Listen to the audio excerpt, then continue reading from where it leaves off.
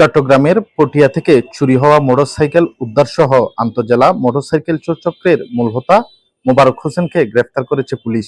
মঙ্গলবার ভোর রাতে বান্দরবান জেলার আলীকদম থানাধীন এলাকা থেকে অভিযান চালিয়ে তাকে গ্রেফতার করা হয়।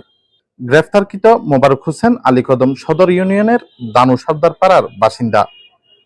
পুলিশ জানায়, গত 20 সেপ্টেম্বর রাত আনুমানিক 7টার দিকে পটিয়া পৌর সদরের আব্দুস সুবহান রাহাত আলী উচ্চ বিদ্যালয়ের মূল ফটকের বিপরীতে রাস্তার উপর থেকে মোহাম্মদ ইকবাল হোসেন নামের এক যুবকের একটি মোটরসাইকেল চুরি হয়। এ ঘটনায় মোটরসাইকেলের মালিক বাদী হয়ে 23 সেপ্টেম্বর পটিয়া থানায় একটি মামলা দায়ের করেন।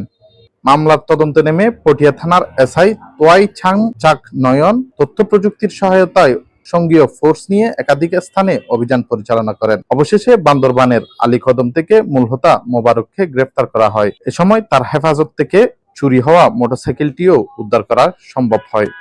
পটিয়া থানার পরিদর্শক তদন্ত জুজুৎসু জস চাকমা বলেন, মোবারক দীর্ঘদিন ধরে আন্তজেলা মোটরসাইকেল চোর চক্রের সঙ্গে জড়িত। তার বিরুদ্ধে পূর্বেও একাধিক মামলা রয়েছে। ডেস্ক রিপোর্ট, দৈনিক পূর্বগুণ। কিছু টাকা না বাঁচিয়ে বাড়ি করুন বেস্ট সিমেন্ট 7 রিং সিমেন্ট দিয়ে। 7 রিং সিমেন্ট, ভিত্তি আগামীর।